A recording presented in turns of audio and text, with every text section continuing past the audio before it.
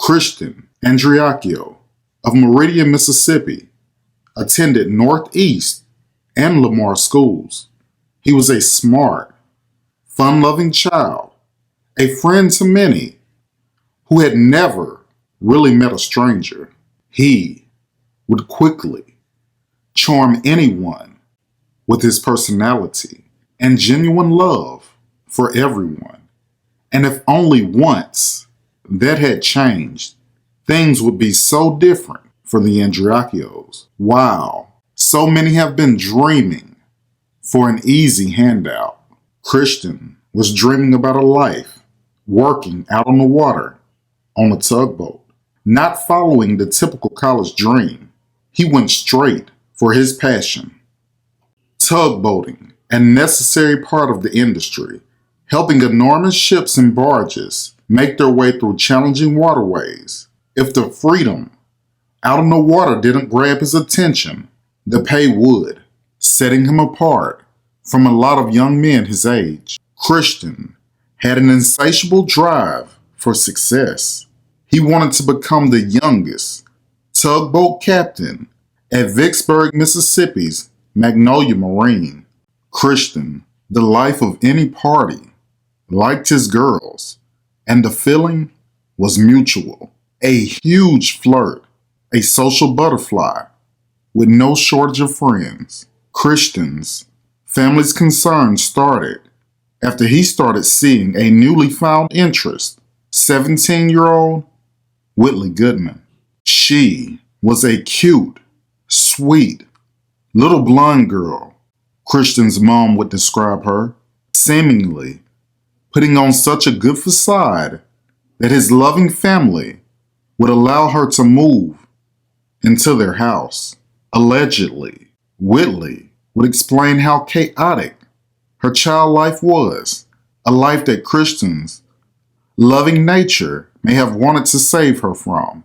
After staying there 1 month, being pampered, taken care of, laid up while Christian did all of the work, she had finally overstayed her welcome. Christian's parents told her she could no longer stay there, and it was time for her to leave. Christian, young and googly-eyed, decided he was not ready to let this living arrangement go. So he moved into the apartment with older brother Josh, who also worked long, 30-day hitches away. Whitley needed somewhere to stay, and Josh wouldn't mind his brother helping with the rent, working out for all parties involved. Allegedly, Whitley once again was living rent-free, being taken care of like a queen. But this story has no missing glass slipper, no fairy tale ending. In fact, some would say an alternate ending of any kind would make more sense than this story. Reportedly, Whitley would drive his BMW all over town, visiting who she saw fit, disrespecting their relationship at every opportunity. Tragedy nearly strikes as Christian has an accident on the boat. He would be okay, but Whitley's antennas were now raised. She wanted to know what would happen if Christian died. Who would take care of her? Who would take care of our baby? Christian, after what would seem like possible heavy pressure from Whitley, goes to his parents wanting advice on an insurance policy, almost as if it was someone else's words. He wanted to name Whitley, who was neither wife or his fiancée, the sole beneficiary. They quickly shut that idea down. Reportedly, Whitley had texted Christian saying she may be pregnant. A few days later, allegedly saying that it was a false call. But Christian, what would you do? Who would take care of me? Because you know my mother would not. Working out on the tugboat pays very well, but it is also very dangerous, causing young men to get life insurance policies very early in life. Christian's mother believes that Whitley found out that Christian's ex-girlfriend had a life insurance policy out on him at one point, and she could have been upset about it. The long spells out on the river gave Christian ample time to think, and there was a lot of trouble in paradise. Christian started having his doubts about Whitley, causing a lot of conflict in their relationship. While out on the tugboat, Christian's so-called friend Dylan Swearingen allegedly told him, "Whitley is driving his car around, and I know y'all have problems." He gets Christian so amped up from all the negative talk. He tells his tugboat captain he wants to go home. He is about to kick her out his apartment.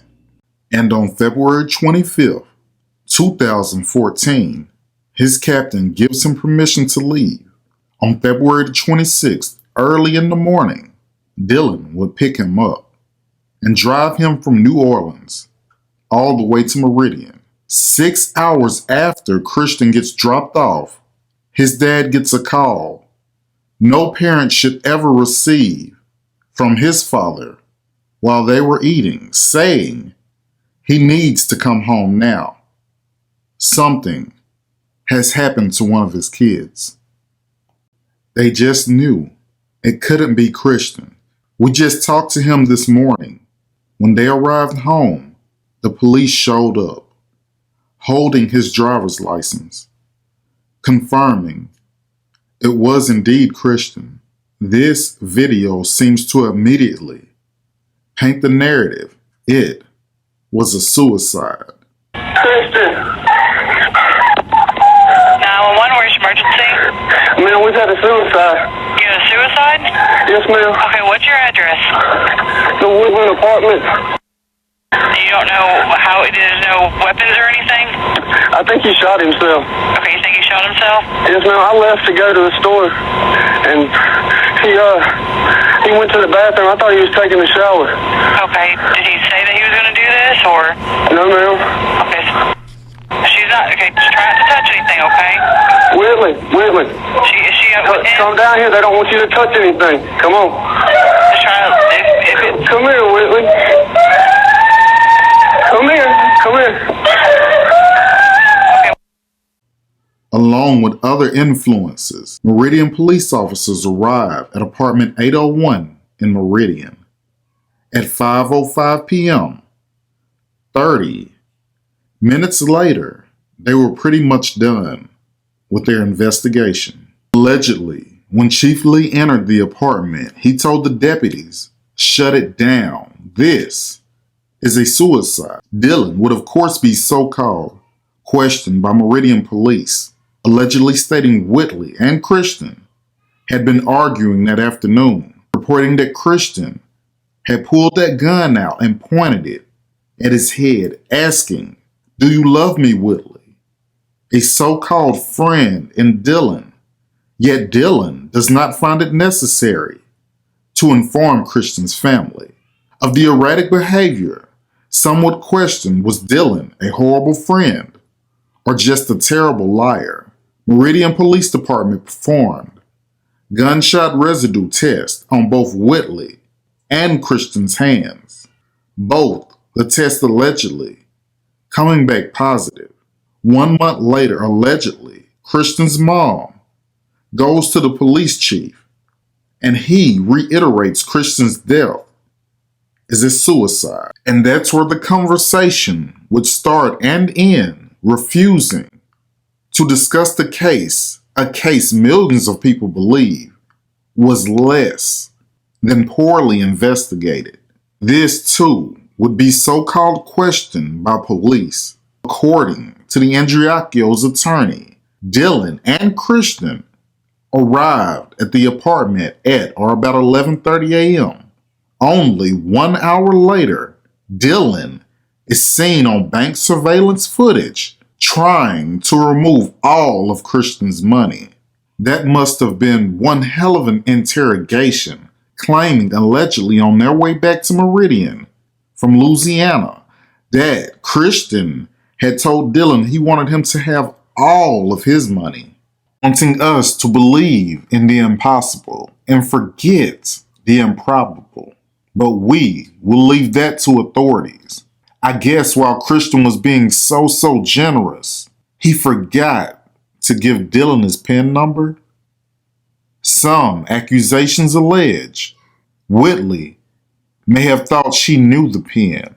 Dylan, after striking out on his come up, headed back to the apartment, arriving around 4 p.m. Dylan says Whitley was asleep and Christian was nowhere to be found. Dylan immediately rushes upstairs and starts knocking on the bathroom door. He enters, finding Christian slumped over the bathtub, so he says. Some reports say when Dylan made his initial 911 call, he saw blood splatter on the stairs leading to the bathroom. Odd, when no blood should have been outside the bathroom. The gun was found wedged between his left thigh and the bathtub, creating the image that he shot himself on the right side of his head, then snugly placed his gun between his left thigh and the bathtub. Whitley allegedly tells investigators she slept through the gunshot. She never heard. Whitley, however, did warn police right before her GSR test that her results would be positive. Allegedly, she had been conveniently shooting a gun with her friend Matthew Miller the night before, leaving bath takers scratching their heads. Gunshot residue can be removed by actions such as washing your hands, wiping clothing, or brushing it off. Highlighting that for 8 to 12 hours, she didn't find it necessary to shower, wash up for breakfast. Maybe she didn't even use her hands for any substantial amount of time. Dylan would also be found with GSR on his hands, even after allegedly never entering the room. Maybe he went hunting a few weeks back and never washed his hands. He should be the one explaining that to law enforcement. Christian's family goes to his apartment to collect evidence because the police did not, says attorney Cynthia Spegens, reportedly recovering a bloody knife and a blood-soaked shirt behind the toilet, suggesting that possibly after taking a .45 caliber bullet to the head, he decided to change part of his outfit. They turned these items over to the police for evidence. Allegedly, the newfound potential case changers grew feet, stood up, and walked away, never to be seen again. The Andreacchios needed help, leading them to contact Dr. Jonathan Arden, a world-renowned forensic pathologist. Arden played a vital role in the investigation of Washington, D.C.'s anthrax attacks and D.C. snipers. From the very start, Dr. Arden felt there was something not right about Christian's death. Extremely bothered of the gun's placement found wedged between his upper left thigh and the right side of the tub, the entrance gunshot on the right side of the temple once he receives the shot, leaving him unconscious with no purposeful muscular activity. If you were leaned over like Christian's body was, and you fire a weapon into the right side of your temple, where is the recoil? The gun should have been close to his hand, on the same side of it, which reportedly it was not. The gun used was a .45 caliber semi-automatic pistol. It was found with the hammer forward or decocked. A semi fires, reloads, and is ready to fire again. This gun was not. Someone had to do it. Impossible with a bullet hole in your brain, says attorney Cynthia Spegens. And then there's the mystery of the magic bullet.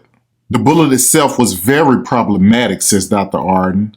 It has a foreign material consistent with wallboard and blood in the deformed nose of the bullet, showing that it potentially had a strike against the wallboard. Crime scene photos show what appears to be a bullet hole in the wall, but it's behind Christian's body in order For the bullet that killed Christian to go through his head and strike the wall behind him would have had to ricochet madly throughout the rooms, said Dr. Arden. He also analyzed autopsy photos, which he says reveals even more contradictions. The people that discovered Christian said he had only been there for a short period of time. However, his body had firmly developed rigor mortis, which is inconsistent with what they had told authorities. Many believe this is a staged scene. Somebody had staged the elements of the death scene to try to create the impression that this was a suicide. Unfortunately, whoever did this, they got it horribly wrong, says Dr. Arden. If Dr. Arden is right, then why has the Meridian Police Department not investigated Christian's death as a homicide? My person probably never come back to Meridian. Well, but I mean, that goes back to, I mean, say what you want to about Bilbo or Meridian or whatever their doubts may be, small town, I get it, but you can't, I don't think, allege that that goes all the way up to the AG's office, or that if it did, that Mike Hurst would turn down an opportunity to, you know, blow corruption statewide. I mean, I don't know enough about it. You know, I think it's sad that we're in Andreacchio. This is, I've never, out of 33 years, seen a group of people have all of us dancing to their tune. The PIs found, what the MPD found, we put all the text messages up there, and they was able to review all the text messages that was on all phones. There was nothing that we did not have in that box. We did not put a PowerPoint case with the Answer to, we're not going to answer to the Andreacchios. We're not going to answer to this podcast, this media. We've never answered to it. We're not going to start now. This is between us, you know. This case simply has not been investigated, says attorney Cynthia Spegens. Quoting, "She is not a law enforcement officer, and the fact that the Andreacchios had to hire me is quite offensive to me. If Christian was murdered, who stood most to gain? The Andreacchios dug deeper into the day that he died, where they find the most damaging telltale evidence yet. The Andreacchios have spent thousands of their own hard-earned money determined to prove that Christian's death was murder, not suicide. A closer look at Whitley's actions that day may give some clarity. Allegedly, Whitley had Christian's phone in her purse on the day of his death. During questioning, Whitley allegedly lies repeatedly as officers ask, where is Christian's phone? Because it was not found. Allegedly, Whitley says she does not have the phone and does not know where it is. Reportedly, Meridian police officers stated, "No one is leaving this station until we have the phone." She finally pulls it out of her purse. Why tamper with evidence if this was only a suicide? 7 calls were made from Christian's phone to Matt Miller, the guy Whitley claims she was shooting guns with the night before, causing the GSR to be on her hands. Christian's family believes he may have been headed home to confront Whitley about a relationship with Matthew Miller. So why pick up the phone to call Matt right before you pull the trigger, leaving you to speculate the possibility that Christian no longer had possession of his phone? Perhaps it was already in someone's purse. If Whitley thought Christian had taken out a life insurance policy that she was the beneficiary of, would that be enough to rule foul play? What if Dylan also believed this was true, as he reportedly shows up to Christian's grandfather's house? Whitley's grandmother had supposedly sent him over to see when the insurance would be paying out. They needed a car no longer leeching and sponging off his work Allegedly, arrest warrants were issued for both Whitley and Dillon. However, those warrants were never activated. Was this just a ploy to quiet down the Andreacchios? I can assure you they will not be silenced. Miss Ray, just wanted to show you some love today. We had balloons left over from church this morning from our Valentine banquet, and they just so happened to be red and white, which, as you can imagine, made me think of Christian. My balloons have got different scriptures on them.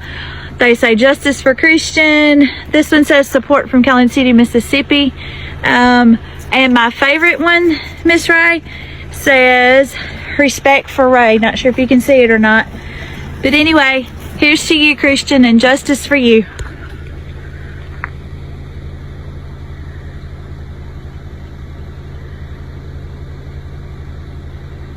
On average, 40% of murders in the U.S. go unsolved. Once a case becomes cold, it is treated as a non-priority. The families that are left without justice need answers. Their cases deserve your undivided attention. Tune in next time and help me ensure what's done in the dark will always come to the light.